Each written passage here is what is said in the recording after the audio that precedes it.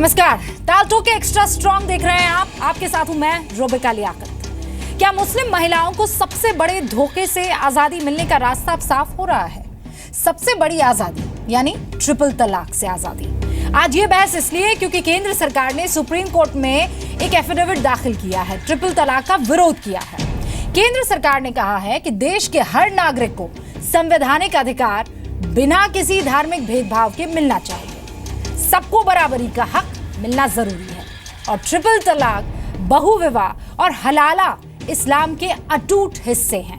अटूट हिस्से नहीं है, माफ कीजिए। सरकार ने यह भी कहा कि लिंग, महिला, पुरुष के आधार पर किसी के साथ नाइंसाफी नहीं हो सकती और कोई परंपरा जो महिलाओं को सामाजिक, आर्थिक या भावनात्मक रूप से कमजोर करे, सुनिए, कोई भी परंपरा जो महिलाओं को सामाजिक, आर्थिक या भावनात्मक रूप से कमजोर करे वो गलत है। तो क्या 3 तलाक के खिलाफ बात करने वाले लोग सरकार की बात मानेंगे?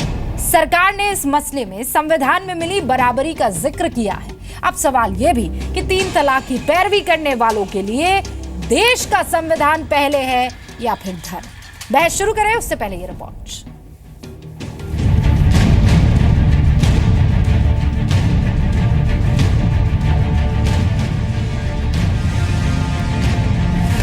अगर औरत को बेमकसद कोई अगर ग्राउंड नहीं बन रहा है और ज़बरदस्ती ट्रिपल तलाक बगैर किसी प्रोसीजर और कोड ऑफ कंडक्ट को फॉलो करके दी जा रही है तो वो कतन गलत है। संविधान के आधार पर महिला पुरुष सभी लोग बराबर होते हैं, इसलिए अगर संवैधानिक विचारधारा इस प्रकार की है कि संविधान सम्मत तलाक नहीं है तो संविधान से देश चलता है। हमें संविधान पर विश्वास रखने की आवश्यकता है।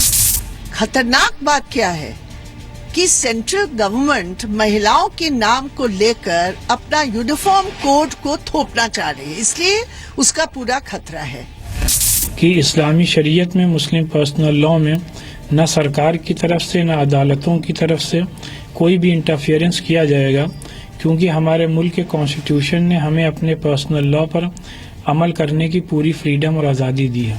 सुप्रीम कोर्ट इसमें बहुत अहम भूमिका निभाएंगे और साथ साथ प्रजातंत्र में लोगों का मत जाना चाहता है, लोग क्या चाहते हैं और उसके हिसाब से निश्चित रूप से हमको कार्य करना चाहिए। ताल ठोक के आज का पहला सवाल, क्या 3 तलाक की पैरवी करने वालों के लिए धर्म पहले है या संविधान? दूसरा सवाल, 22 मुस्लिम देशों में 3 तलाक नहीं तो भारत में क्यों? तीसरा सवाल, क्या 3 तलाक के नाम पर अब तक इस्लाम को बदनाम किया गया? चौथा सवाल, क्या 3 तलाक के नाम पर महिलाओं को गुलाम बनाया जा रहा है? और ताल ठोक के आज का 5वां सवाल, क्या पर्सनल लॉ के नाम पर महिलाओं का हक मारा जा रहा है? नाइशा सर सामाजिक कार्यकर्ता हैं, मुस्लिम महिलाओं के अधिकार के लिए काम करती हैं, मुस्लिम महिला आंदोलन की फाउंडर है और पूर्व अध्यक्ष है। बहुत बहुत शुक्रिया मैम जुड़ने के लिए। डॉक्टर फहीम बेग साहब इस्लामिक स्कॉलर है, दिल्ली अल्पसंख्यक आयोग के सदस्य है, बहुत बहुत स्वागत सर आपका। लुबना सरवत जानी मानी इस्लामिक स्कॉलर है और इंडोनेशिया की जकार्ता यूनिवर्सिटी से इस्लामिक इकोनॉमिक्स में PhD कर चुकी है। मैम आपका भी बहुत बहुत स्वागत। डॉक्टर बेग, लिंग के आधार पर किसी के साथ नाइंसाफी नहीं होनी चाहिए। हर धर्म में महिलाओं को समाज में सिर उठाकर बराबरी से जीने का हक है। अगर कोई समाज ऐसा नहीं करने देता है तो सवाल उठना लाजमी है। रूपिका जी, मैं आपको सुन नहीं पा रहा। मुझे आपको सुन नहीं पाया रूपिका जी। मैं ये कह रही हूँ कि सरकार ने साफ तौर पर कह दिया है, लिंग के आधार पर किसी के साथ नाइंसाफी अब नहीं हो सकती है। कोई परंपरा जो महिलाओं को सामाजिक, आर्थिक या भावनात्मक रूप से कमजोर करती है वो गलत है।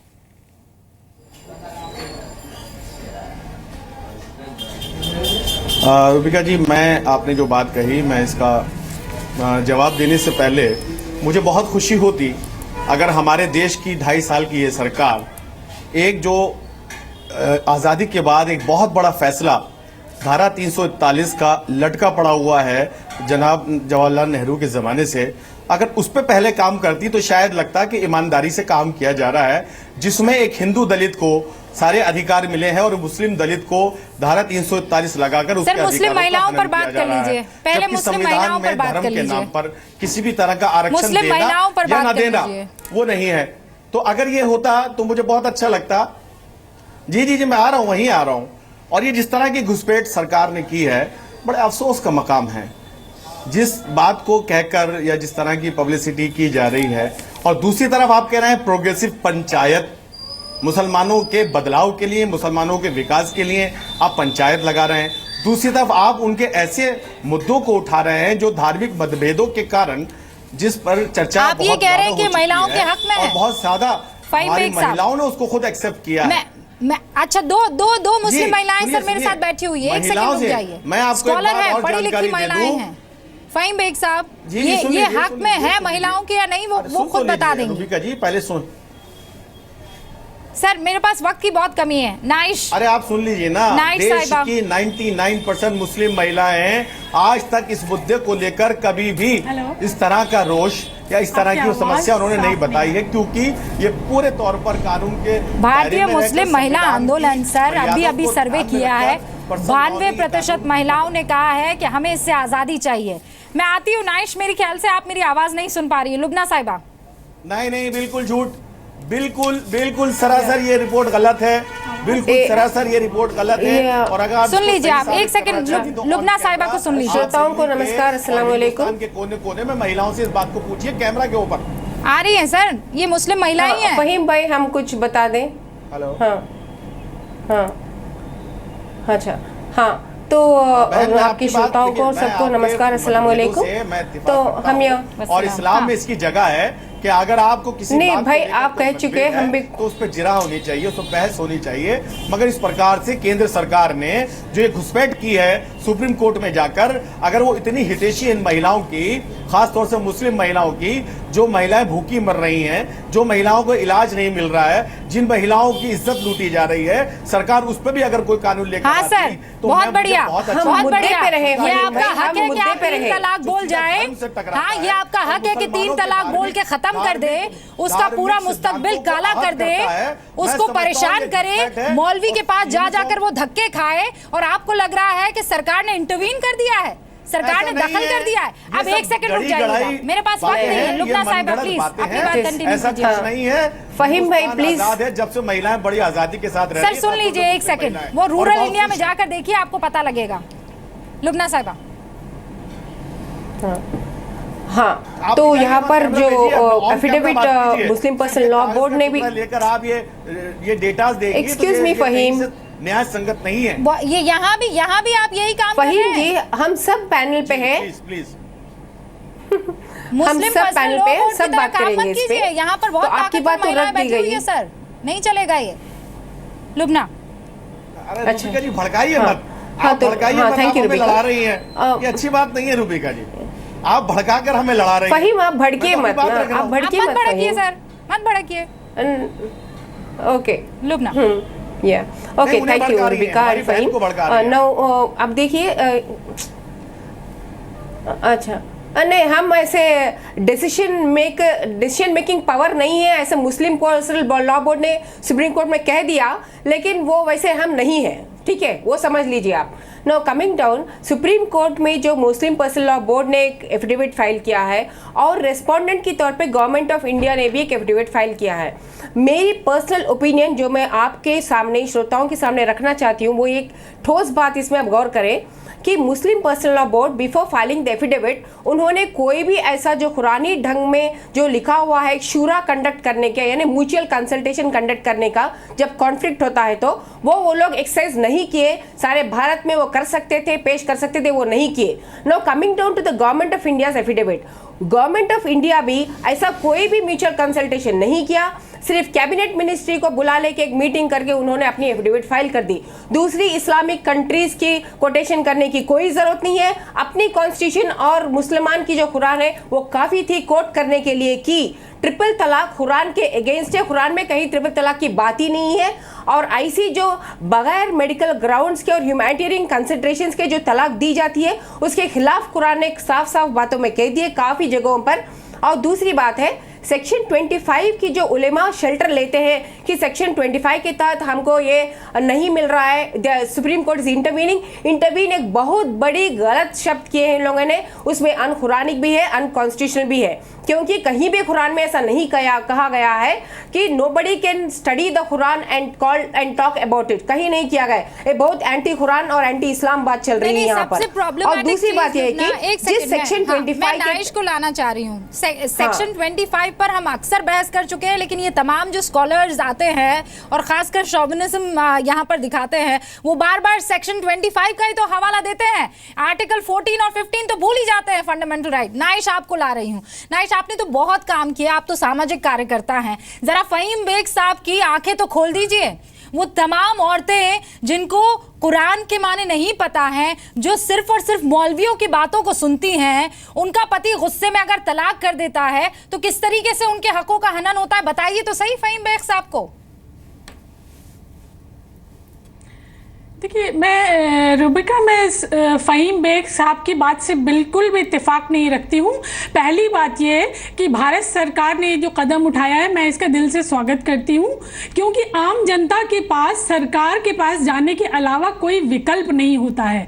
हम अपने सारे सवाल सरकार के पास ले जाते हैं और 3 तलाक का सवाल कम्युनिटी के अंदर से उठा है, औरतों ने ये सवाल उठाया है। ये जवाब हमें 86 में शाहबानों के वक्त में ही मिल जाना चाहिए था और हमारी कम्युनिटी के सो कॉल्ड लीडर उनको इस मसले पे आवाज उठानी चाहिए थी, जबकि उन्होंने इसके खिलाफ आवाज उठाई थी। इन्होंने 3 तलाक के खिलाफ आवाज उठाई थी। कोई स्पॉन्सर नहीं है, ये सरकार होती कोई और सरकार होती नहीं। बिल्कुल आप गलत, आपके पास कोई एविडेंस हो तो बताइए, आपके पास कोई एविडेंस हो तो बताइए, लेकिन ऐसे बेजा बात ना करिए। जहां तक स्टडी की बात है, के जमाने में नहीं देश में होती है, भूल जाइए। आप उस हिंदुस्तान में हैं जहां कॉन्स्टिट्यूशन काम करता है, जहां कॉन्स्टिट्यूशन सर्वोपरि है, यहाँ 2 अदालतें नहीं चल सकती है। डॉक्टर बेग साहब, यहाँ 2 अदालतें नहीं चल सकती है। 2 अदालत ऐसे पैरेलल नहीं चलेगी कि जब आपने जहां औरत को तलाक दे दिया, ये नहीं चल पाएगा।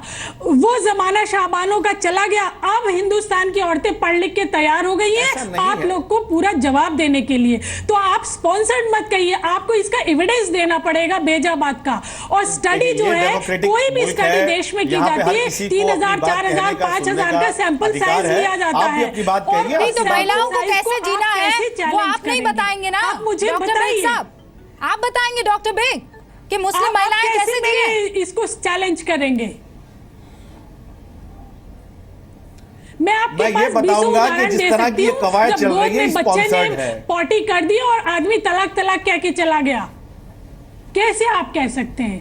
मैं आपको इतने सारे उदाहरण जो मैं काम करती हूँ उसके दे सकती हूँ, और आपका काम ग्राउंड पे नहीं है। आप औरतों की दिक्कत नहीं जानते। विदेशों की बातें यहाँ कर रही हैं, जहाँ पर हस्बैंड अगर खर्राटे लगाता है तो उसकी बीवी उसको तलाक दे देती है, या विदेशी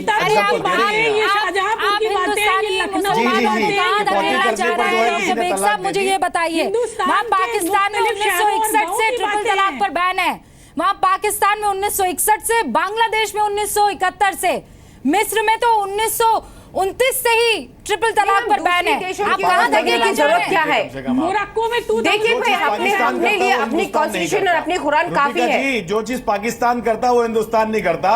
वो एक दहशतगर्द मुल्क है, उसका तो एग्जांपल कभी मत लीजिएगा प्लीज। अच्छा, सूडान का दे दूं, सीरिया का दे दूं, सऊदी अरब की कंट्रीज का दे दूं, इंडोनेशिया का दे दूं? भाई दूसरी इस्लामिक कंट्रीज की एग्जांपल हमको क्यों चाहिए? ठीक है, लुबनान हैज अ पॉइंट दीजिए, मगर कम से कम पाकिस्तान का यहाँ पे एग्जांपल मत दीजिए। वो ऐसा देश है जिसने हमें Why do we need the example? दूसरी देशों के पास जहां ह्यूमन राइट्स की क्राइसिस है, मुस्लिम महिलाएं इतनी इंडिपेंडेंट हैं, उनको जरूरत नहीं है किसी और देश की बैसाखी की। जहां पर बिल्कुल सही लुबना, अपनी बात रखिए। एग्जैक्टली, देखिए भाई, पॉइंट वेरी क्लियर है। जहां पर ह्यूमन राइट्स की क्राइसिस है, उस कंट्री के मुल्कों की एग्जांपल हम क्यों ले रहे हैं? हमारे पास हमारा कॉन्स्टिट्यूशन और हमारा कुरान काफी है हमारे लिए। सिटीज में रहती हैं या गांव में रहती हैं, ऑन कैमरा उनसे आप ये वोट करा सकते हैं। नहीं ये सब क्या हो ताकि जाएगा? आपके मुद्दे से मौलवी बहुत वहाँ हट के बात कर रहे हैं जाएं, फहीम। उनको धमकाएं, आप जैसे हाँ, ताकि आपके मौलवी वहाँ जाएं और उनको धमकाएं डॉक्टर बेग साहब, जैसा रूरल इंडिया में करते हैं होता है उनके चेहरे पे, वो नहीं, उनको कोई नहीं देख पाएगा। नहीं नहीं भाई देखो Rubika let us be very clear. 20 seconds जो आप एक ऑन कैमरा सर्वे करा दीजिए, जो आप बार बार दुहाई देते हैं ना कि गुलाम बना। अरे सर, आप भाई कौन सा मुद्दे सर्वे से बहुत हट रहे हैं फहीम, आप मुद्दे से सर्वे बहुत नहीं हट रहे हैं इस आप। तरह के डायलॉग्स इस्तेमाल किए जाते हैं। मेरे पास वक्त नहीं है, लुबना 20 सेकंड्स। हाँ या देखिए भाई the supreme court has to take over the matter now because section 4 जो मुस्लिम शरीयत पर्सनल लॉ एक्ट 1937 की सेक्शन 4 के मुताबिक मुस्लिम पर्सनल लॉ की कोड रूल्स बननी चाहिए, जो कि 1937 में अपनी कॉन्स्टिट्यूशन अडॉप्ट करने के बाद भी आज तक नहीं बनी है। तो supreme court should take the initiative and formulate the rules ताकि उसमें और कभी भी पर्सनल लॉ बोर्ड की व्यू इज नॉट इस्लाम। हाँ बिल्कुल, मुस्लिम पर्सनल लॉ बोर्ड की व्यू इस्लाम नहीं है, वो कुरान नहीं है। बहुत बहुत शुक्रिया आप तीनों का हमारे साथ जुड़ने के लिए, बहुत बहुत शुक्रिया।